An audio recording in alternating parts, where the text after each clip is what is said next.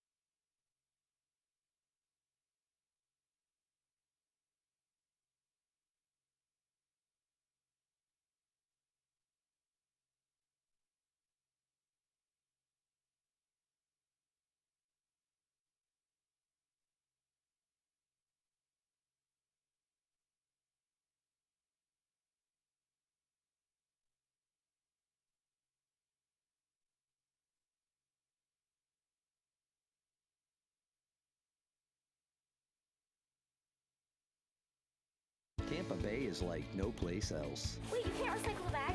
You have to throw it away. Proper recycling keeps it that way for everyone. Bags tangle in machinery and can bring sorting efforts to a halt. No bags.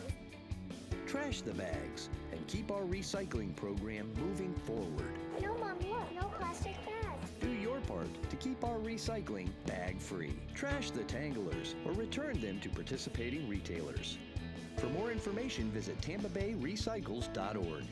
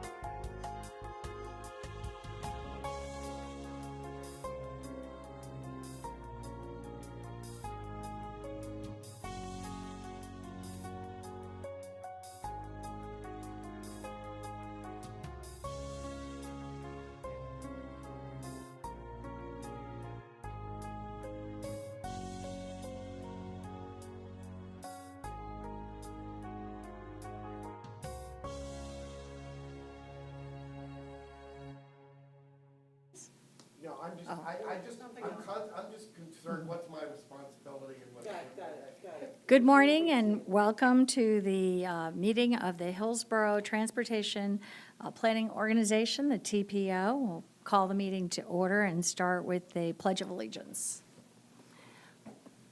I pledge allegiance to the flag of the United States of America and to the republic republic for which it stands, one nation, under God, indivisible, with liberty and justice for all. Okay, now if we could have a roll call, please.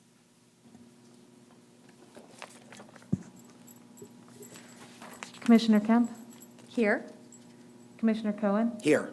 Commissioner Smith, Here. Councilman. Here. Can you hear me? Yes, ma'am. We can hear you. Okay. Councilman Maniscalco, Commissioner Overman. Bob Here. Fry, Gwen Myers, Charles Klug. Here. We do have an in-person quorum. I do need to let you know that some members are participating virtually because of medical reasons in the local declaration of emergency. Thank you. And if we can start now with a approval of the minutes, do I have a motion? So move. Second. Okay, Commissioner Overman moved and seconded by Commissioner Cohen. And with that, if all approving, Yes. any opposed? Okay. We're going to move on now to our public comment with 3 minutes per speaker for a maximum of 30 minutes. Do we have public comment today for the Policy Committee? Yes, Madam Chair, we have 2 speakers on the line. We have Christopher Haddon and Rick Fernandez. Okay, thank you. Each speaker has 3 minutes to comment this morning, and we'll go first to Christopher Haddon. Well, good morning. Thank you so very much, Commissioners. Again, my name is Christopher Hatton.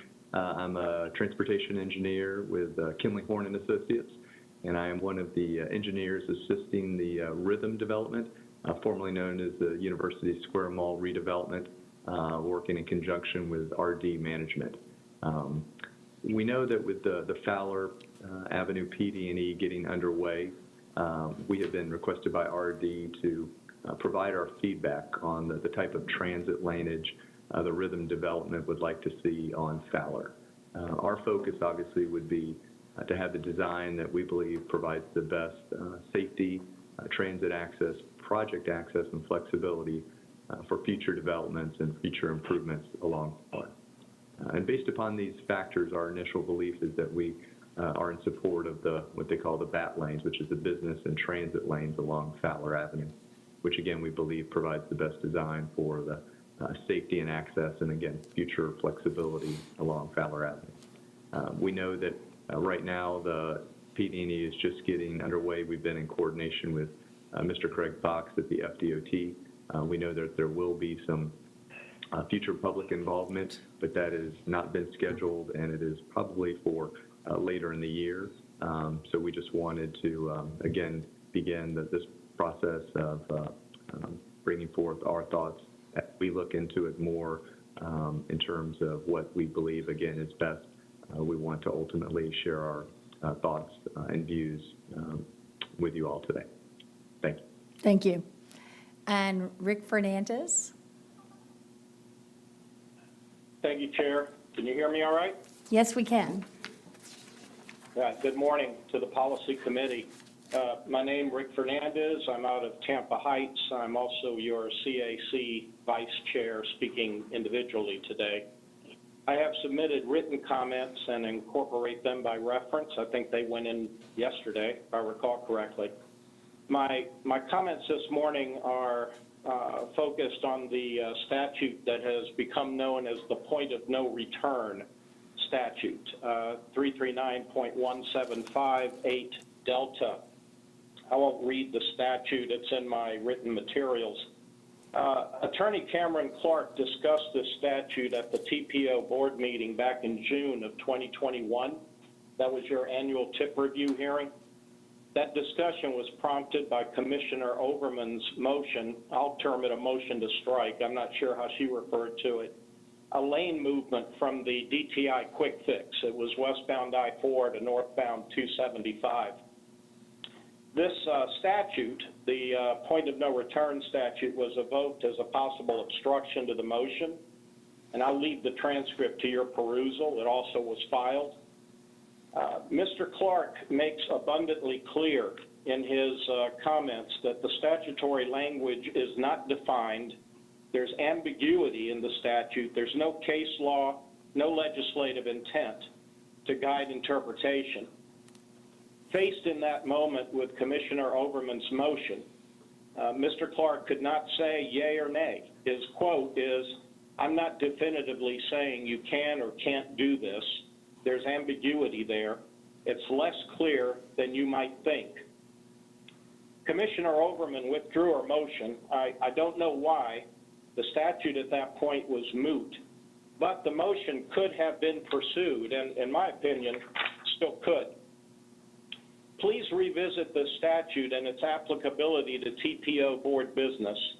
No TIP amendments should be approved without a clear understanding of project stage along the continuum from early visioning to actual design stage, whatever that may be.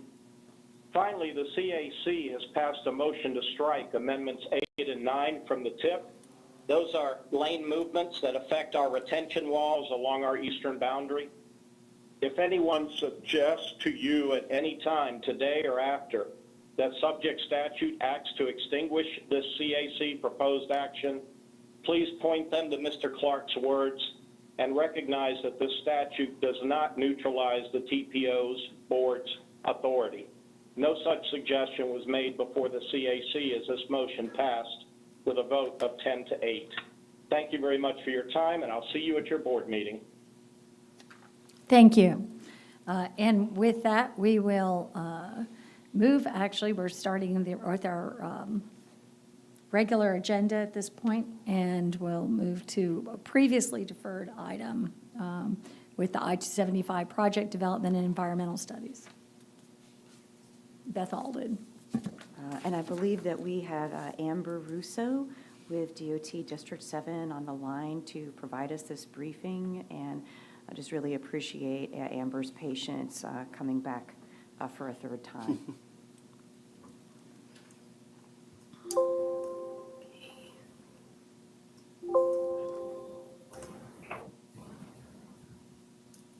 Alrighty. Thank you, Beth. I am just pulling up something real quick. Sorry about that.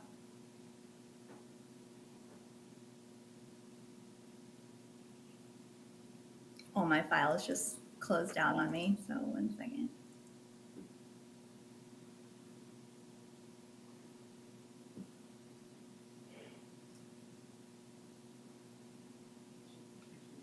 Okay, so someone's controlling my slides, correct? Yes, that's right. Just say when you'd like them advanced. Okay, perfect. So thank you for the introduction, Beth. Yes, my name is Amber Russo. I'm the FDOT project manager for these 2 PD&E studies along I-75. We have the southern study and a northern study, and this is a status update. Next slide, please. So here's a map showing both studies on 75. So starting in the south, we have in purple, that's the southern study from Moccasinwalla Road in Manatee County to south of US 301 in Hillsborough County. And then the study in green, that's from south of US 301 to north of Bruce B. Downs Boulevard in Hillsborough County. And the environmental documents that we're preparing for both projects are type 2 categorical exclusions. Next slide, please. The purpose of these studies is to provide additional capacity and improve safety to better meet the future traffic demand in these rapidly developing areas of Manatee and Hillsborough counties. The improvements are expected to enhance I-75's overall regional functionality and improve the interstate's operating conditions. Next, please. Okay, so first we'll talk about the southern project from Moccasinwalla to 301. Next. So this southernmost study is approximately 23 miles long. The project would widen I-75 to provide 2 express lanes in each direction within the median of I-75. The mainline roadway improvements will take place entirely within the existing right-of-way. However, right-of-way will be required for some stormwater management facilities and floodplain compensation sites. Next, please.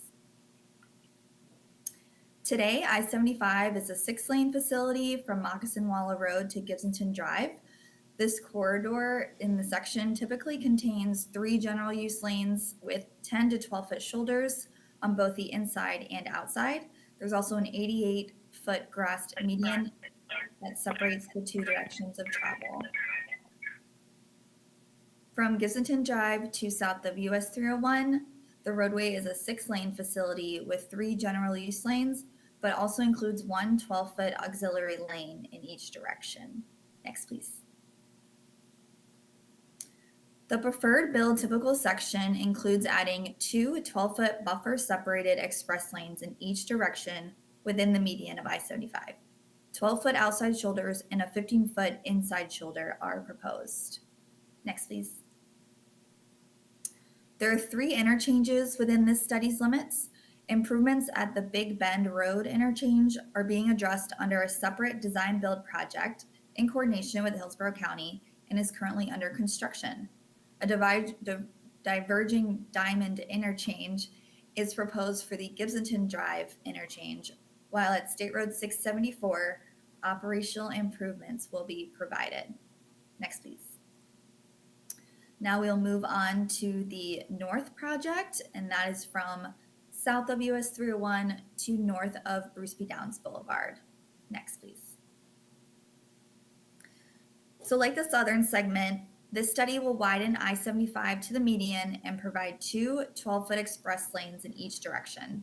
This segment is a distance of approximately 18 miles and includes the southwest quadrant of the I-75 and I-4 interchange from the Tampa Bypass Canal to the I-4 westbound ramps.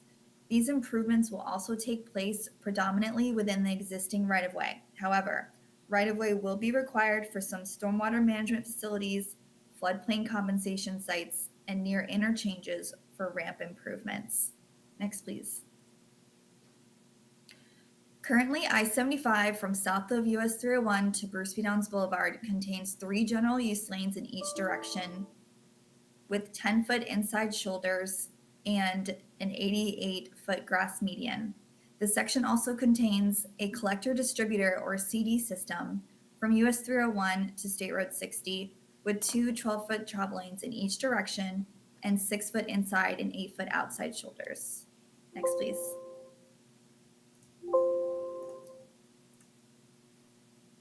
The preferred build typical is consistent with the southern segment, adding 2 12-foot buffers separate express lanes in each direction within the median. 12-foot outside shoulders and a 15-foot inside shoulder are proposed. Next, please. There are 8 interchanges within the study's limits. The improvements at the interchange of I-75 and Martin Luther King Jr. Boulevard fall under a separate FDOT project, and construction activities are anticipated to begin this year. For all other interchanges, ramp modifications and/or new ramps will be provided except at the Bruce B. Downs Boulevard interchange. Next, please. As noted, the preferred build alternative includes adding express lanes. While general use lanes can be used by any vehicle, express lanes are additional travel lanes separated from the general use lanes intended to relieve congestion, improve safety, and provide users with travel options. Interchange access from the express lanes may be provided less frequently than that of the general use lanes to ease traffic for those making longer regional trips. The express lanes can be managed by access, tolls, vehicle type, and/or vehicle occupancy. Future studies will evaluate how the express lanes are managed. Next, please. We've evaluated the environmental effects associated with these improvements. The environmental analysis looks at several factors such as historic resources, wetlands, endangered species and their habitats, land use, community impacts, and noise impacts. Next, please. There are proposed right-of-way impacts in both sections of the study. In the southern section, there are no business or residential relocations anticipated. However, in the northern segment, there are 19 businesses and 17 residential relocations anticipated. Next, please. To summarize, the projects will add 2 express lanes in each direction of I-75 from Moccasinwalla Road in Manatee County to north of Bruce B. Downs Boulevard in Hillsborough County.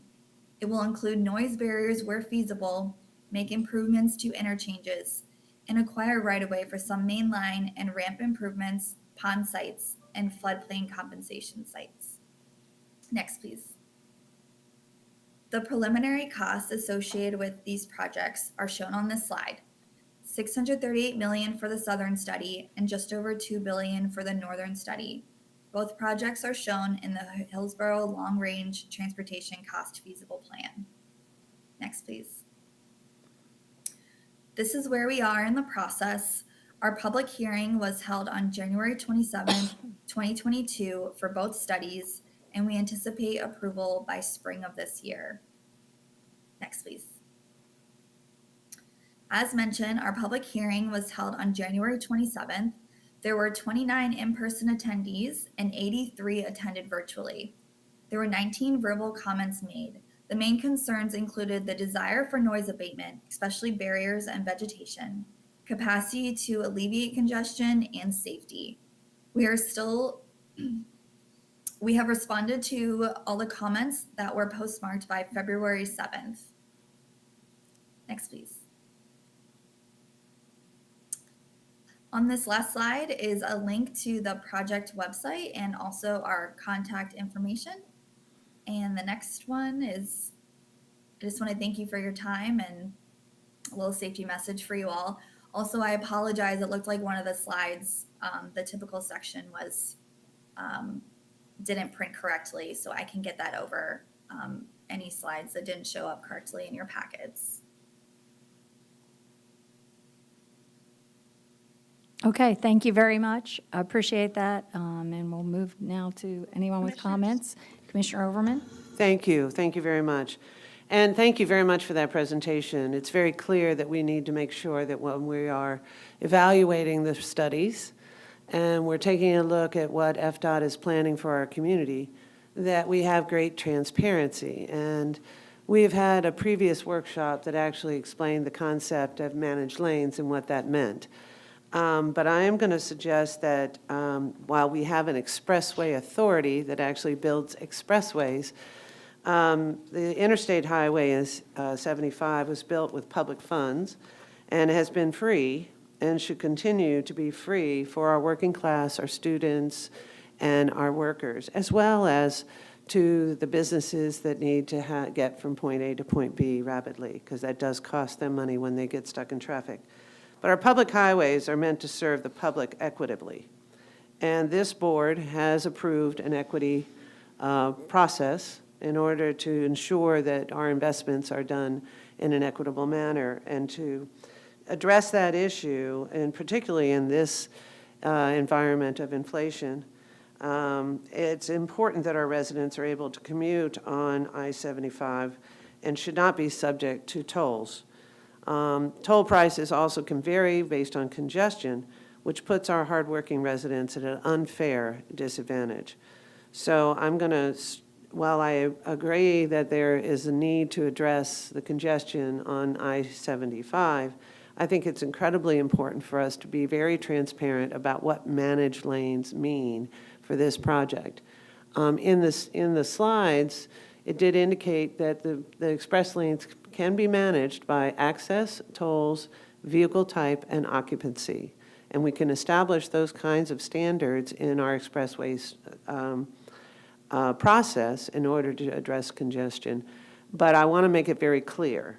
I am not going to endorse or would not recommend using the terms managed lanes or express lanes as a way of indicating that we are in favor of adopting a toll lane process for a highway that is not necessarily an express highway. So with that, I'm going to move to request that the TPO board send a letter of comment stating that we support managed strategies, as we've heard are utilized, for I-75 proposed managed lanes that incentivize transit, HOV, alternative fuel vehicles, mass transit, and the vehicle type or occupancy options that are available to improve emergency evacuation and to support our businesses that are on the road. However, I would like to strike any option that would include a toll measure of using the management within Hillsborough County for these two projects.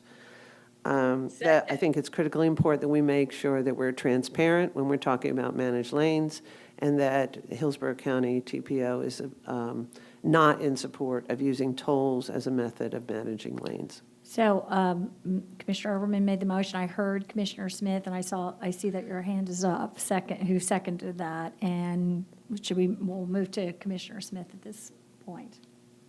Thank you. I couldn't agree more with Commissioner Overman's statements. I couldn't have said it better myself. It's about equity for our publicly funded infrastructure and making sure that we don't divide that into a first-class and second-class experience based on who is economically able to pay for the first-class experience and separating out those and denying access to those that are not able to afford the first-class experience. It's anathema to me.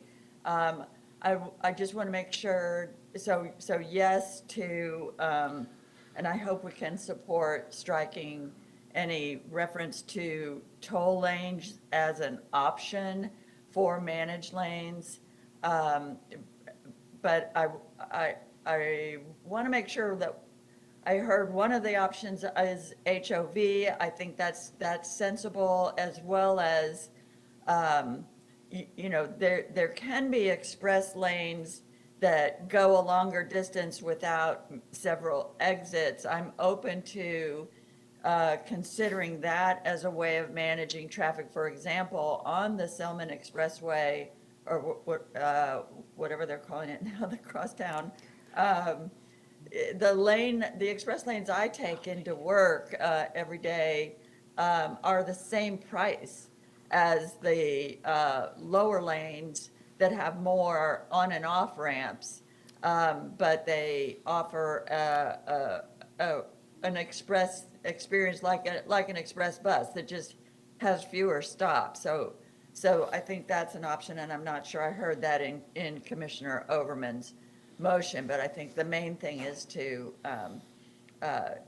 strike tolls as an option, and so thank you for that. Okay. I have something else I'd like to ask about, but after this motion passes.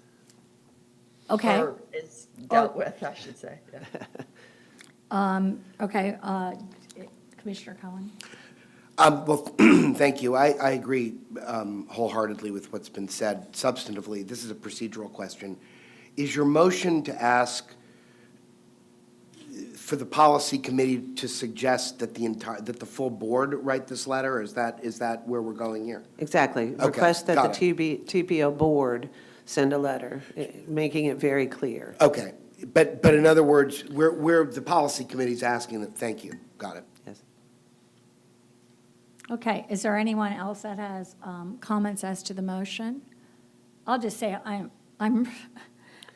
I couldn't agree more with all that's been said about this. I feel like this ongoing mythology that somehow these lanes are do anything but only serve the wealthy, and provide a benefit for the wealthy, I just think is myth.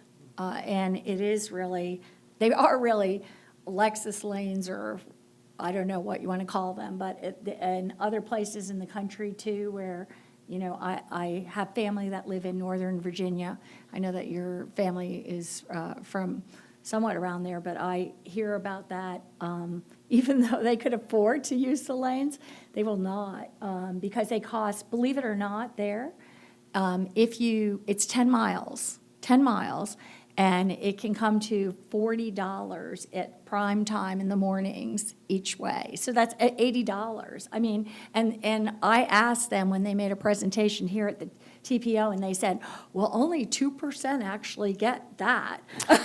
So, and who knows for how long, but that is and it's I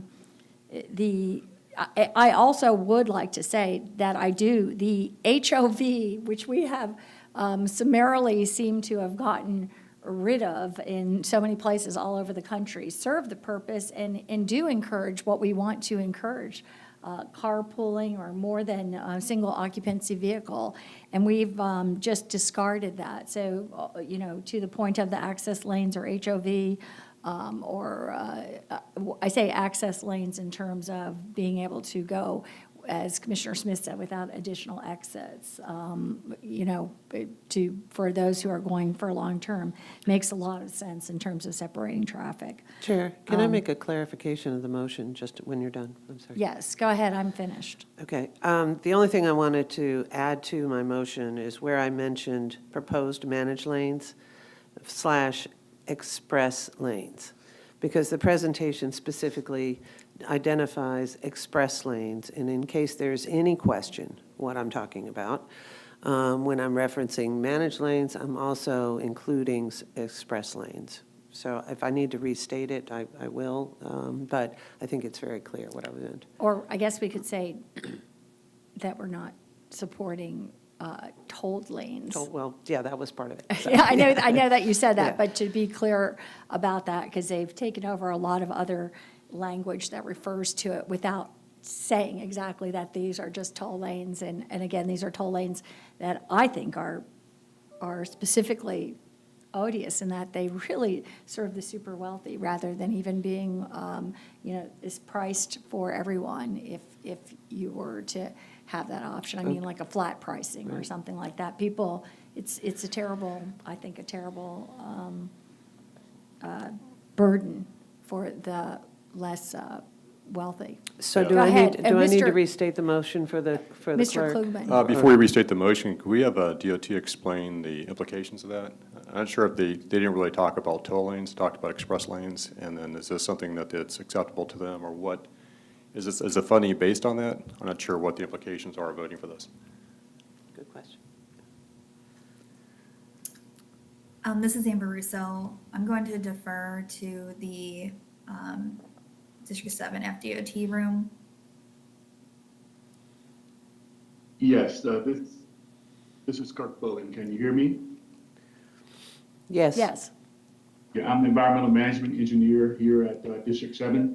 Our policy, that is a statewide policy that we consider those types of facility. Has not been decided at this point what type of facility it will be. There will be other public engagement at the time of the project is advanced. Can I respond? Commissioner Overman. Thank you very much for that. And we've heard this before. And then later on in the process, what we've heard is, well, we designed it with tolls, so that's what we're going to do. And you decided that you would support express or managed lanes. So my motion makes it very clear that you're more than welcome in your PD&E when you're considering managed lanes or express lanes to design them as such, because it's a good strategy for helping those that are traveling through Hillsborough County and those that do need to rapidly get to where they need to go. But it is, my motion makes it very clear that the option of tolls for the project has to be addressed at a separate motion or overrule the motion I'm making today that we ask the board to endorse. Ms. Alden. So I would just like to ask for a point of clarification. Mm-hmm. So we've heard that once a project moves into the design phase of preliminary engineering, it no longer have the opportunity to remove it from the tip. So my question is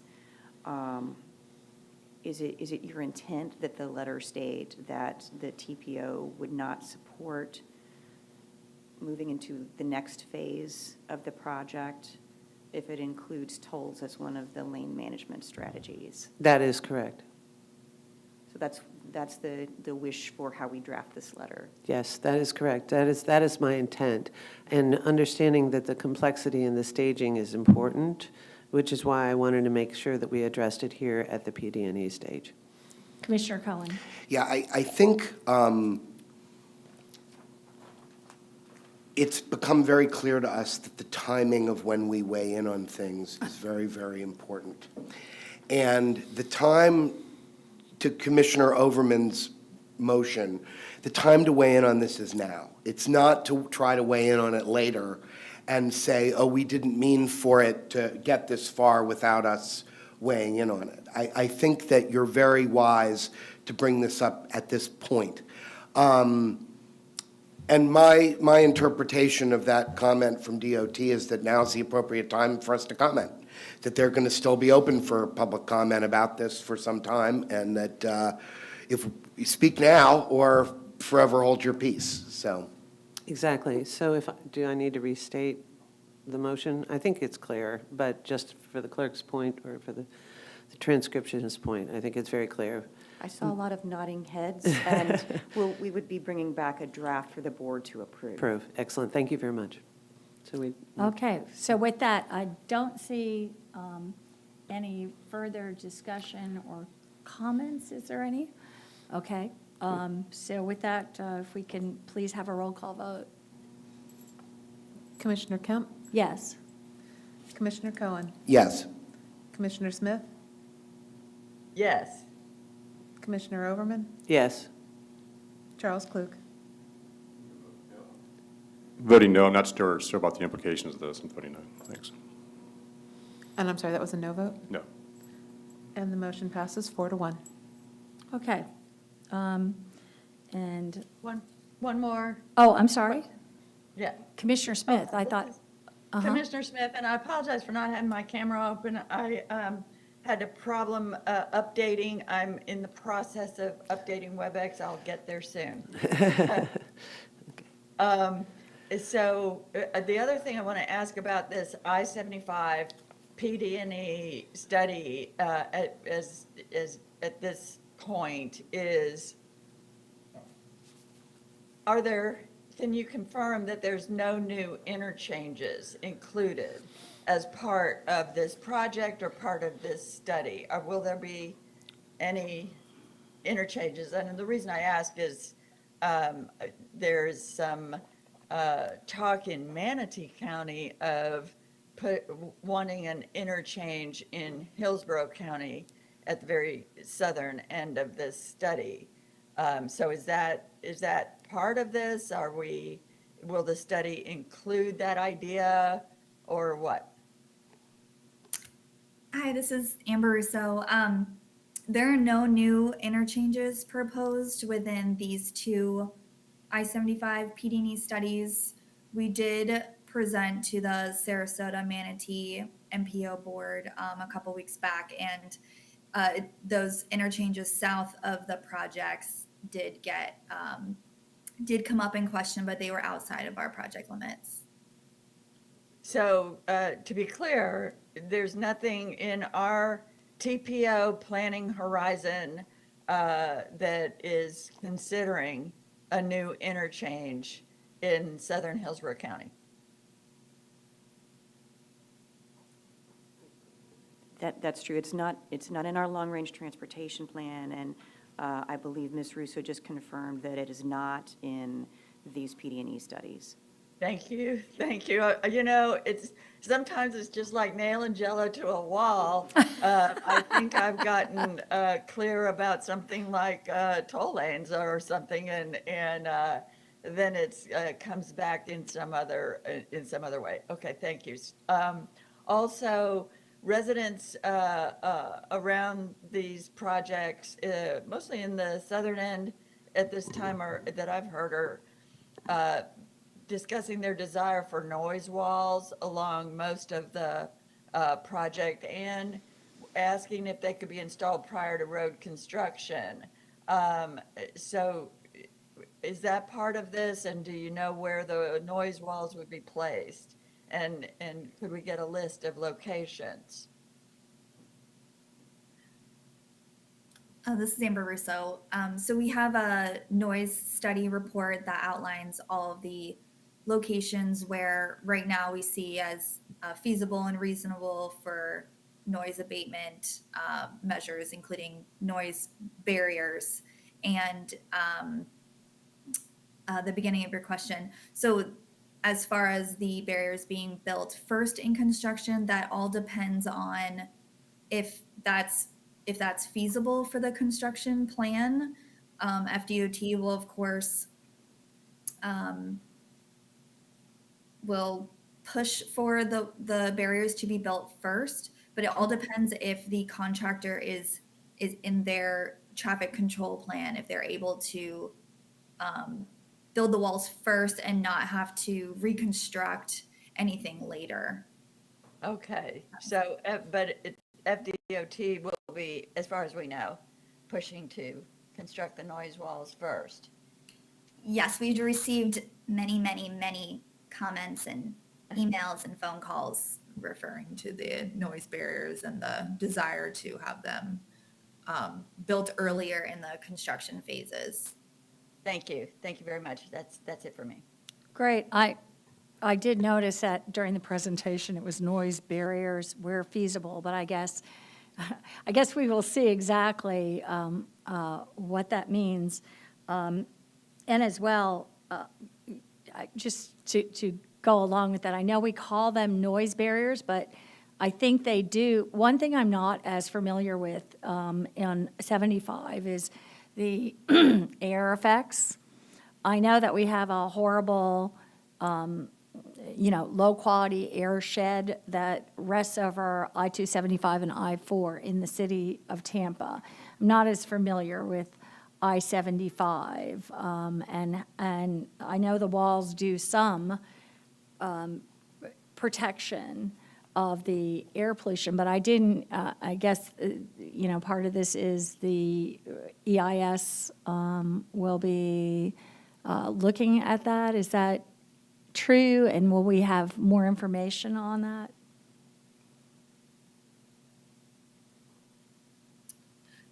I just wanted to note that we did not receive any comments referring to the air quality for the residents along the corridor. That doesn't mean that that's not an issue, but as far as further studying of that, I will refer to Kirk Bogan, if he's still on the line.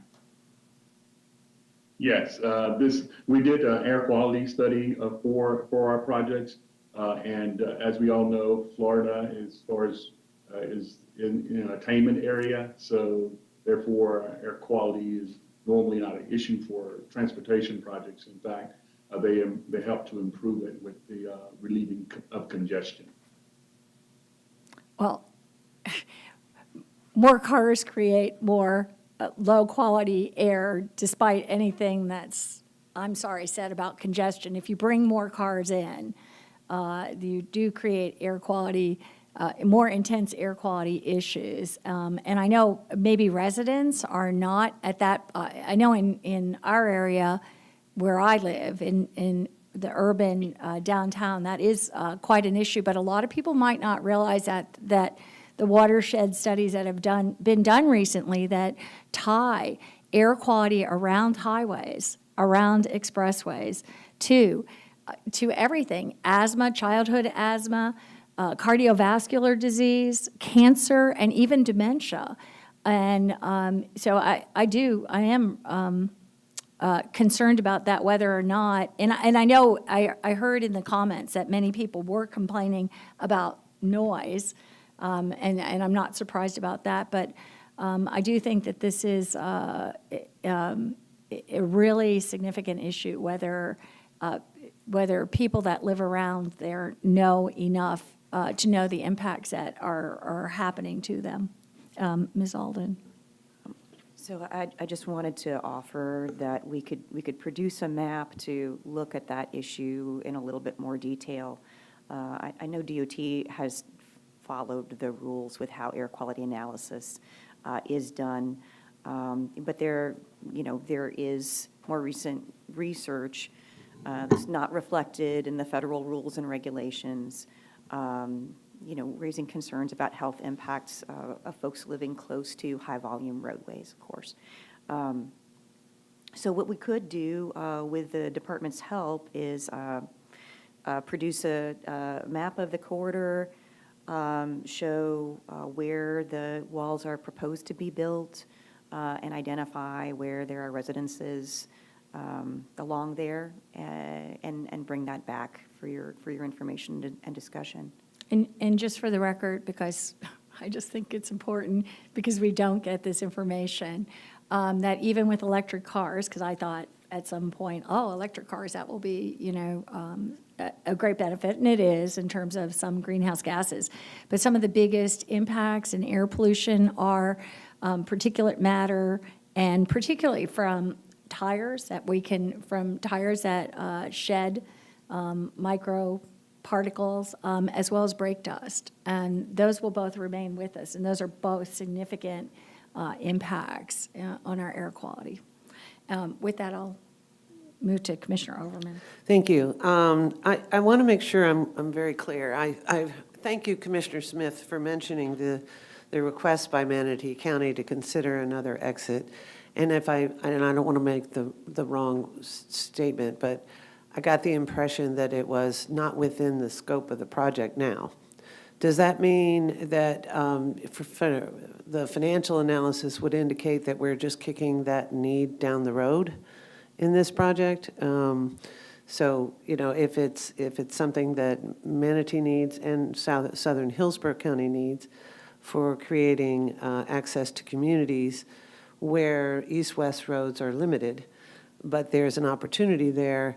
If it's not in the scope now, do you anticipate, given our growth rates, that ultimately we would end up in a construction phase later on down the road to create that access point? So, I recognize that we have financial constraints in our project estimates, but I also recognize that the impact on communities when the interstate needs to be redeveloped again, because we didn't do what we should have done the first time, that causes disruption in people's lives and accidents, crashes, all the other things that come along with it. So my first question is, in the consideration of what was discussed at the Manatee regarding the exit that would be in Hillsborough, if I understood correctly, is it because of the financial decision, or is it because it was found that it was not going to be needed for the long-term investment of the infrastructure in the area? Before that's answered, Commissioner Smith, do you have your hand up right now? I mean, it's up. Yeah, okay. You might want to weigh in on that for a minute before we... Exactly, that's why I put my hand up. To clarify that in South Hillsborough County, everything south of the Little Manatee River down to the county line is in our rural area, outside our urban service area. That is, ag land and farmland and rural communities. One historically rural community with large lot rural lifestyle is the Sundance community, for example. And so the concern there is not as much the need anytime in the next several decades for another access point to the interstate for people in South Hillsborough County. The concern is the impact on high volumes of traffic, truck traffic, commuter traffic coming through the rural communities to connect to the interstate in that rural area of Hillsborough County. So just to be clear, it's not that it's not the need. It's the it's the need to make sure we see what's coming and have an opportunity for everybody to weigh in on that.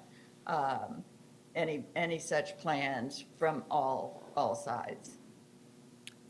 Thank you for that clarification, and that does explain a lot.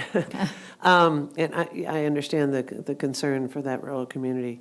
But to follow up on the item that was in relation to that comment, what we have learned is there's a different set of rules for retrofitting noise walls. And if we don't consider it at this stage, getting it done later seems to be a problem. So I would strongly recommend that in the financial plan for this particular expansion, that be taken into consideration, and that we update our standards locally until the federal government decides what environmental impacts to consider. I don't know how we go about doing that. I would imagine that the feds are trying to update their records to reflect the need for environmental protection to our citizens that are impacted by expansion of highways that increase, capacity, but also induce demand and create some congestion issues that would ultimately create a health hazard to those that live within a reasonable area. And recognizing that we are growing and there may not be houses right next to I-75 right now, but there probably will be in the near future. And so I think it's important for us to take into account what we have learned with recent studies on the environmental impact of residents and take into consideration, strong consideration, the request for noise walls, whether it's clearly understood whether noise is the issue or health habits are the issue. So I just want to make sure that we don't discount that, because the only standard we're using is noise, and we aren't necessarily updating our standards to include the health issues associated with that. So I'll stop there. Ms. Alden. Thank you. Ms. Russo, would you be able to share the GIS shape files with us of the proposed locations for those walls? Sure, I can definitely get that sent over. Great. Well, thank you. And I just have one last question. The displacement of 19 businesses and 17 residences, and that compared to, even though we made de minimis, we constrained the project, the I-275 interchange project, tremendously, so that I think we went from something like 343 businesses or residents that were going to be impacted to something like 7. That doesn't mean that there weren't hundreds with the intervening decade or decades that were already bought up, or that the homes went away, and in the former project of I-4. However, so that is overall a de minimis number, but I'm just wondering if we have any a sense of any of that displacement being an issue.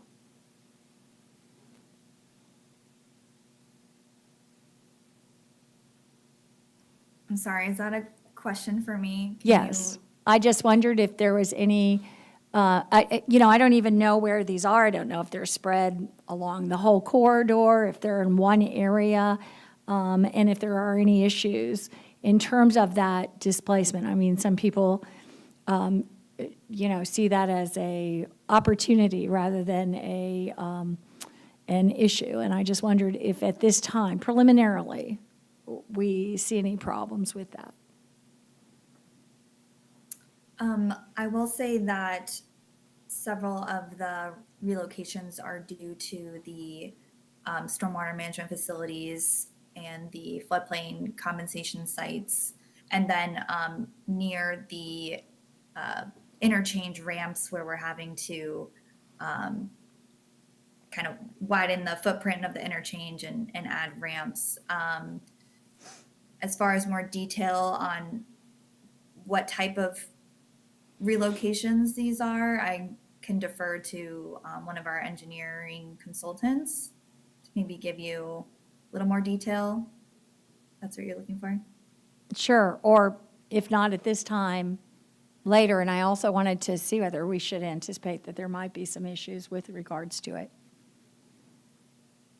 This is Kirk Fogan, if I could speak to that.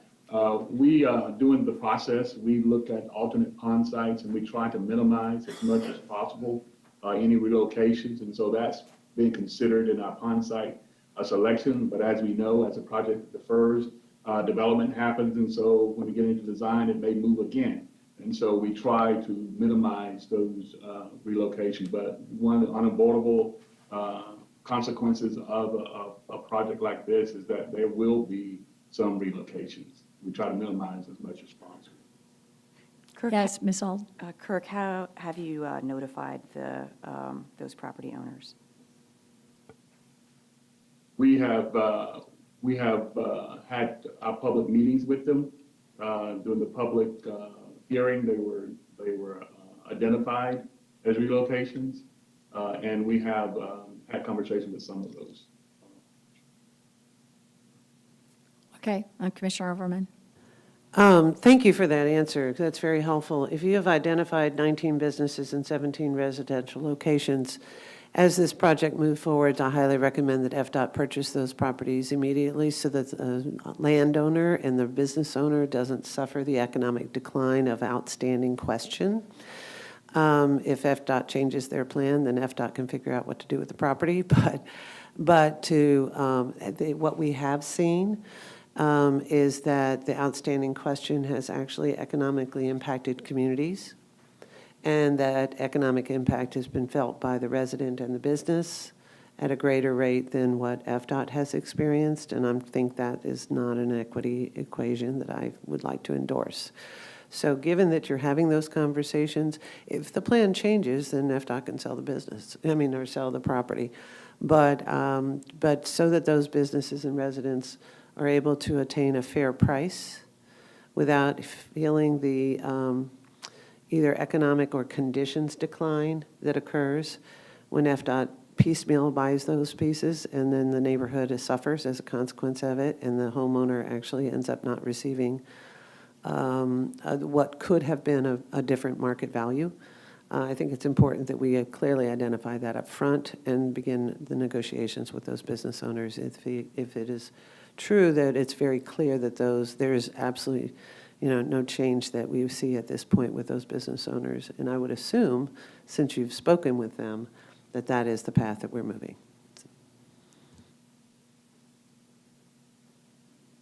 Okay. Seeing no further comments at this time, I think with regards to the I-75 project, we can move on. So I guess, Ms. Alden, are you going to the Class 2? Yeah. Thank you, Madam Chair. I have drafted a letter based on the committee's discussion last month. This reflects the concern about health impacts, in particular of living next to high-volume roadways. We discussed last month about elevating our request for there to be consideration of mitigating those impacts even when we're not adding new lanes onto roads. So after some research, my suggestion to you is that we appeal next to the Federal Highway Division Administrator for the Florida Division and ask if he and his team would get involved and would help us to work with the Department of Transportation, their central office, their Office of Policy Planning, to re-examine this policy that the state of Florida has of not investing in these barrier walls unless there is, an additional through lane added. And in particular, I need to highlight also that we're just asking for consideration where the community predates the highway construction, and where if that highway were built today, those impacts would probably be mitigated. So there is a draft letter in your agenda packets, and I'd be happy to answer any questions or make revisions to it if you'd like. Do you need a motion to actually authorize sending that to the board for signature? Yes, please. So moved. Can I just make a quick comment? Yes. I just want to point out that the thing that is standing in the way of this happening is that the state does not have a policy to prioritize these projects. The federal government has seen that this is something that could be an exception to their rule. And we've identified the issue here at a local level. It's really at the state level where the ball has been dropped. And, you know, regardless of what happens with this particular situation, this points out a statewide gap all over the state, that there is not a policy to do this.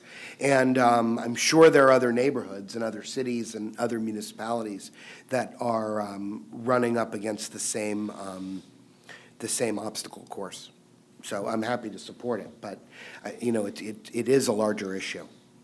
Do we need to send a letter to the legislature for making a request to address it at the legislative level? Unfortunately, it's probably a little late for this Well, session. I understand that, but but I think it does cry out for some action. I mean, it requires the state to recognize that this is a problem.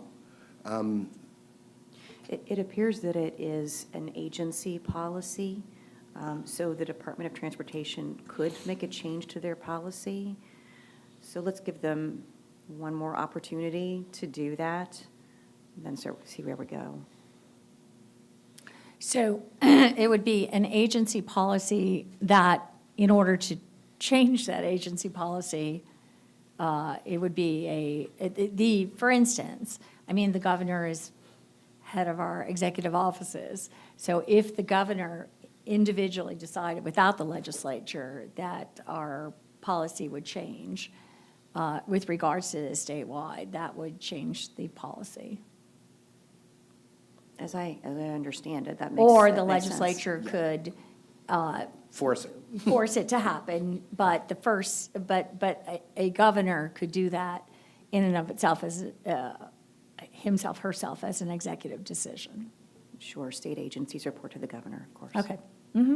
Okay, that's well taken, and so thanks for that explanation of the letter. We have a motion by Commissioner Overman, seconded by Commissioner Cohen for the letter. Is there anyone else that would like to comment on this at this time? Seeing none, can we have a roll call vote? Commissioner Kemp? Yes. Commissioner Cohen? Yes. Commissioner Smith? Yes. Commissioner Overman? Yes. Charles Klug?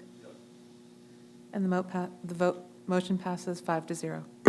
And I'd just like to say, I think that Ms. Alden has done a lot of work on making this abundantly clear about exactly how this works, and it's been a complicated issue to suss out. So I very much appreciate that you've taken all the steps and made us very aware of how this exactly works. It's very complex about, you know, and this is just one aspect of the wall that we're talking about now. So good job, Ms. Alden, and, you know, appreciate that. And with that, I guess we have old and new business. We're moving to old and new business. Any?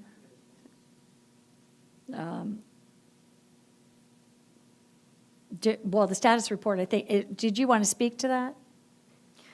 So just briefly, I'd like to introduce our newest staff member, Elizabeth Watkins, who will be the project manager on our reapportionment plan, which we'll be creating over the next year. And she'll talk a little bit about what that process is going to look like, and also bring forward some options based on your discussion last year of what you would like us to consider in this apportionment plan update. Thank you. I thought that this was just an included report, so. Well, thank you for that introduction, Beth, and thank you for policy committee members. I'm really excited to be here today. So as Beth mentioned, I'll briefly provide some background on the apportionment plan and then dive into those 3 voting scenarios that staff developed based on your input last year. So what is an apportionment plan? Well, an apportionment plan is required by state statute and essentially outlines the metropolitan planning area for each MPO, as well as that voting membership that makes up that MPO composition. So why is this required? Well, it's required in state statute, but where that core requirement comes from is in federal law, where it says that an MPO must be designated for each urbanized area over 50,000 in population. And as that's defined as that decennial census. So this happens every 10 years. The MPO was initially established in 1974, so there have been a few apportionment plans since then. And why are we talking about this right now? Well, as I mentioned previously, this is kind of contingent on the census and release of that population urbanized area information. We're still waiting on a little bit of information from the census, but we expect to receive that later this year. So a few specifications from state law on apportionment plans and MPO board makeup. State law stipulates that MPO membership must be between 5 and 25 members. And that membership must include representatives from local. I'm sorry, can I just, that background is not coming from anywhere else. Okay, I'll let you just go on. The background's kind of loud, but. Oh, I'm sorry. Can you get any closer to your microphone? Is this any better? No. You can keep going. I just thought if there's any way. I apologize for that. So again, the state law indicates that membership must be between 5 and 25 people, representation from local governments. It also gives the authority to grant voting membership to statutorily authorized planning commissions, as well as major modes of transportation. So this flexibility was used when we last updated the apportionment plan in 2013 to have a seat for the planning commission. Procedurally, a state law dictates that the apportionment plan must be agreed upon or approved by 75% by the local elected officials that make up 75% of the population. But the practice in the TPO has been to seek that approval from all of the local governments. So we exceed that state minimum. That's been the practice in the past. And then once that happens, it will also need to go to the governor for his approval. And lastly, the designation of an MPO remains in effect until the MPO is redesignated. So last bit of background information, I alluded to that a lot of this is kind of contingent or triggered by the decennial census. The Census Bureau has been a bit delayed, but we expect to receive those urbanized areas sometime in the spring or summer. But it's still good to start thinking about now. So I hope that this is visible clearly on your screen. If not, it's on page 26 of your packet. And essentially what this table lays out are the existing composition of the board, as well as the scenarios developed based on policy committee information received. And before I do a high-level overview of the scenarios, let me quickly orient you to this table. So on the far left is a list of all of the current representatives on the MPO policy board, on the MPO board, and then on the far right is the current composition. So for example, the first row is Hillsborough County. There are 5 members with 1 vote each, making up 31% of that voting membership of the whole board. In the center are the 3 scenarios that use the feedback from the policy committee, and they're compared side to side for easy reference. And the gray means that there would be non-voting but technical advisory membership on the board. And it's important to note that because non-voting technical advisors are not required, are the Florida government and the law. Florida's government and the Sunshine Law does not apply. So just to quickly recap the input that staff heard in developing these three scenarios was one, that those non-elected or non-appointed officials may not be as accountable to residents as those that are elected officials. And then the second concern that we heard that's incorporated in these scenarios is that there are occasions when local jurisdictions need to meet with some of these agency representatives. And if they're talking about a transportation issue, Florida governments and the Sunshine Law will apply, and technically that would need to be properly noticed and available and follow all of those requirements. So essentially what scenario one says is it includes voting membership for all of the local jurisdictions as well as any elected or appointed members. So that would also include representation from the school board, heart board, and planning commission. Scenario two is essentially, again, all local elected officials plus an elected official from the school board. So scenario two is elected officials only, while scenario three is only elected officials from local governments. So I know that was a lot. I will pause there and be happy to answer any questions. Is there? Well, there's also a fourth scenario, which is to leave it alone. Absolutely. Right, okay.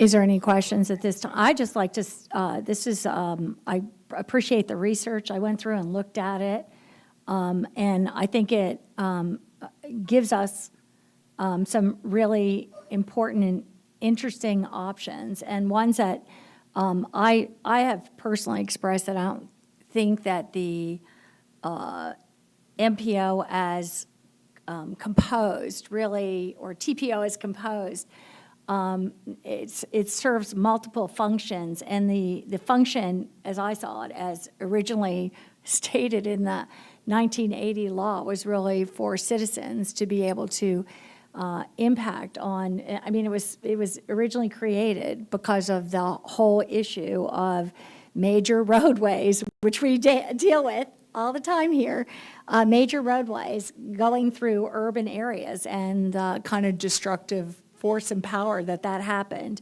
and to give community members a voice in the process, instead of it just being imposed on them, that they would have and if there's anyone that would characterize this, I don't have it written out here, but the policy was to give them a voice in that process, a part of a bargaining space in that process, and a decision about how these things move forward in their communities.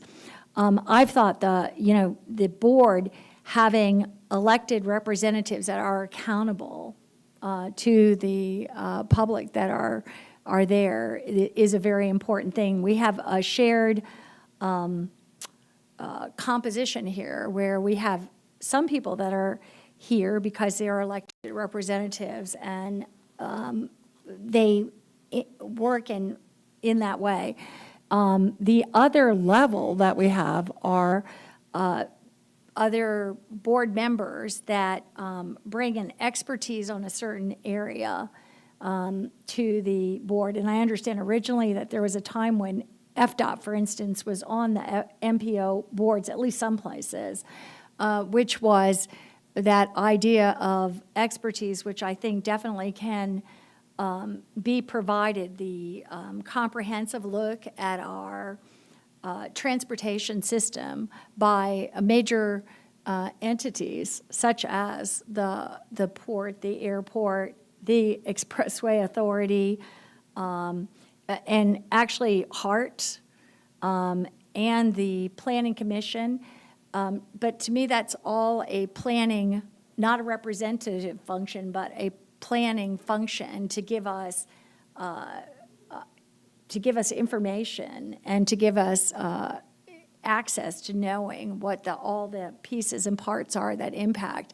And I think it's a really important function that serves to advise the board, but actually having it on the committee in a way that is subject to only sunshine in terms of projects, and discussion here and Bar's discussion otherwise is really something that makes it difficult in terms of this. And it's been abundantly clear to me on the 5 years here that that is a awkward and an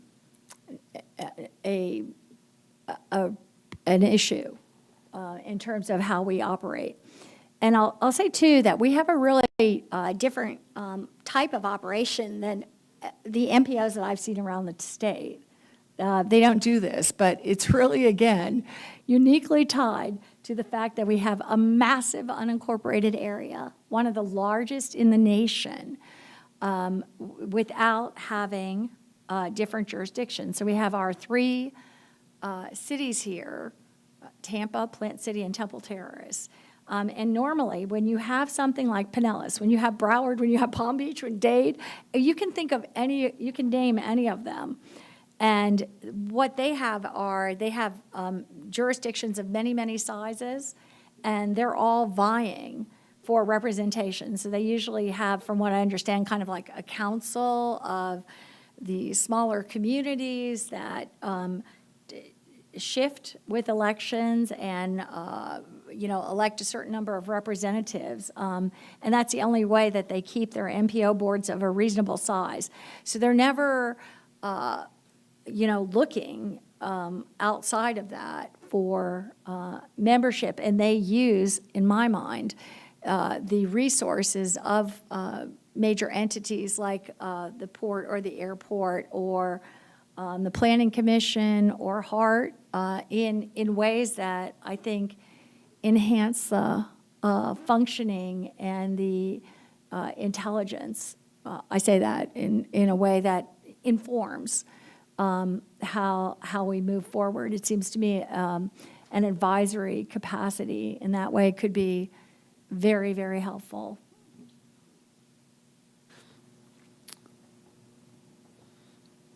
Oh, Commissioner Overman, you're recognized, sorry. I'll wait. And I believe Commissioner Smith has her hand up as well. And I think it's important to also recognize that Hillsborough County doesn't run our transit agency, okay? Jacksonville, for example, their transportation department actually includes their transit agency in terms of making the electeds accountable for their transportation plan. Hillsborough County's HART is a separate agency. And so, and as a consequence, when we did not have the CEO of that organization on our board, the actual importance of how we plan a core element of a transportation plan, was not necessarily fully at the table in terms of the decision maker, okay, that was running that effort. And so while we haven't had that before, we have that now. And I don't recall whether or not, I think HART did make the policy decision that the representative at the TPO in this case would be served by the CEO in order to make sure that that CEO, who has to be accountable for our transit service in our area, has a voice at the planning level for our transportation plans. And I agree that we endorse that process too.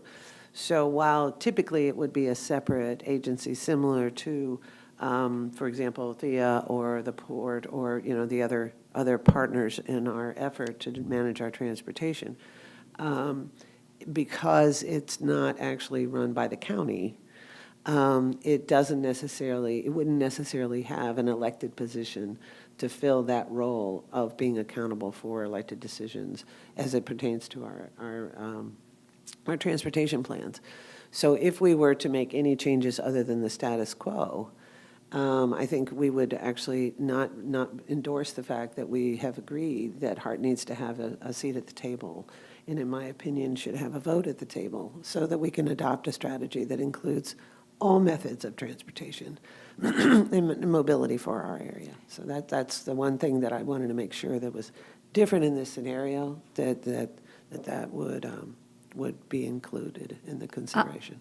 Here's what not only, and let me just, this is just very complex, but not only is Hart not under the county here, there's only 2 transit agencies, from what I understand, in the entire state of Florida that are not county departments. That's Hillsborough and Pinellas. I think everyone else is a county department, but this may surprise you. The ports, the airports of Miami-Dade, of Broward, they're county departments. They are not independent agencies. We are unique in Hillsborough County. I understand it's the legacy of Terrell Sessom, that we had all these independent agencies that are set up that are unique. We are the only, I think, EPC, the only independent EPC in the state of Florida. We are the only, I guess there's a second planning commission that might be an independent planning commission in the state of Florida that is not under, that is not a county department. The structure isn't anywhere else. And I very much think, and you know, this is partially why perhaps some things aren't as coordinated, because they're not all gathered as a county department as they are everywhere else in the state of Florida. But for Pinellas and Hillsborough, and of course Hillsborough, we have a more central, you know, we have a airport and port that I say is larger and more complex than the Pinellas, but it is not a separate entity anywhere else. I would just say, and I'll let, I'm sorry to take this time, but I would say, I would, if we have the other agencies at the table, yes, I totally endorse the Hart CEO being at the table as well.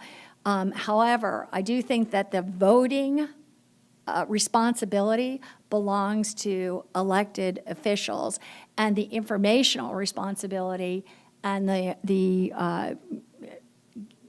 educating of the TPO as a whole is something that in the coordination is something that I think we could get from the representative agencies here, the staff. And that's one of the reasons, as I understand it, that FDOT was actually removed from DOTs as voting representatives around the state of Florida, because it didn't really make sense in that capacity. But with that said, I don't want to cut off, I know Commissioner Smith, I'm so sorry.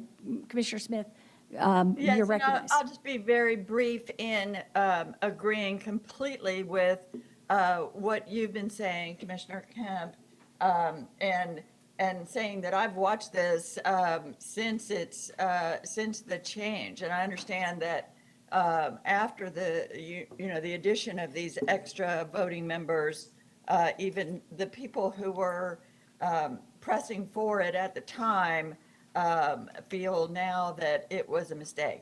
I do think one difference I'll point out between EPC and the other agencies, EPC is all elected officials, all the BOCC members, the airport, the port. That's great. These are for-profit entities in a way that have a very specific point of view, a very specific agenda, and to have them have a vote equal to the weight of the elected officials whose mission, whose purpose is to manage transportation for all our constituents, all our taxpayers throughout the county, can throw things off balance to have that many, a quarter of our membership being non-elected from agencies, from places with a really specific agenda and with some profit making involved. And so I would very much be in favor of taking this back to, as Commissioner Kemp said, the original intent of making sure that the citizens' voices are represented in our recommendations of how to spend the citizens' taxpayer dollars in our transportation planning by elected officials who are directly responsible to the citizens. Thank you. Thank you. And Commissioner Cohen, did you? Okay. And with that, we will move to old and new business. We have to adjourn here, I think, to give a few minutes to set up for our meeting. So seeing no old and new business, we will adjourn.